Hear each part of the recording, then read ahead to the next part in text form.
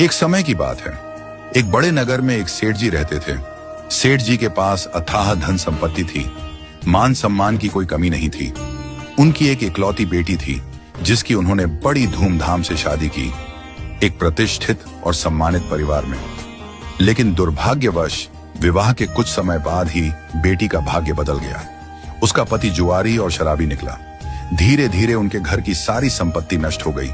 बेटी की यह हालत जानकर सेठानी जी का हृदय व्यथित हो उठता था। वो रोज सेठ जी से कहती, आप तो सैकड़ों लोगों की सहायता करते हैं, लेकिन अपनी बेटी की मदद क्यों नहीं करते? वह अपनी ही किस्मत से जूझ रही है। सेठ जी शांत भाव से उत्तर देते, जब उसके भाग्य का समय आएगा, मदद स्वयं चलकर उसके पास पहुंचेगी। एक दिन सेठ जी किसी कार्यवश नगर से बाहर गए हुए थे। उसी दिन संयोग से उनका दामाद उनके घर आ पहुंचा। सेठानी जी ने उसका आदर सत्कार किया। मन में सोचा, अब तो यही सही मौका है बेटी की कुछ सहायता करने का। उन्होंने एक उपाय निकाला। मोतीचूर के लड्डू बनवाए और उनमें छिपा कर रख दी सोने की अशर्फियां। जब दामाद विदा होने लगा तो सेठानी जी ने प्रेम पूर्वक उसे 5 किलो शुद्ध घी के मोतीचूर के लड्डू उपहार में दे दिए। उनके मन में संतोष था, चलो बेटी की मदद किसी न किसी रूप में हो ही जाएगी।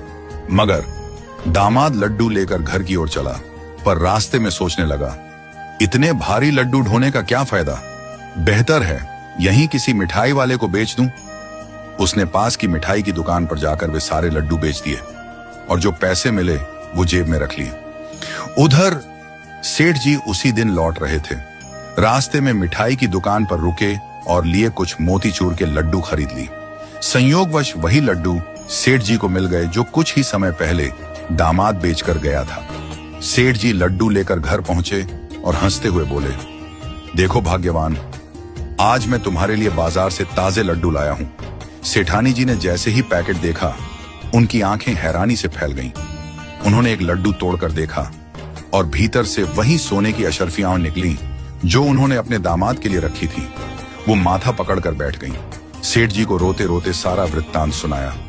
सेठ जी मुस्कुराए और बोले, मैंने पहले ही कहा था भाग्यवान, जब उसके भाग्य का समय आएगा तो सहायता खुद चलकर उसके पास पहुंचेगी। देखो, न वो अशर्फियां उसके भाग्य में थीं और न ही मिठाई वाले के।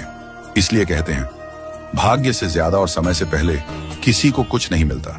इस कहानी से हमें क्या सीख मिलती है? जीवन में जो कुछ भी हमें मिलता है वह भाग्य और समय के अनुसार ही आता है। कभी कभी हम किसी की मदद करना चाहते हैं, लेकिन अगर उसका समय नहीं आया तो वह मदद उस तक नहीं पहुंचती। जैसे झूला जितना पीछे जाता है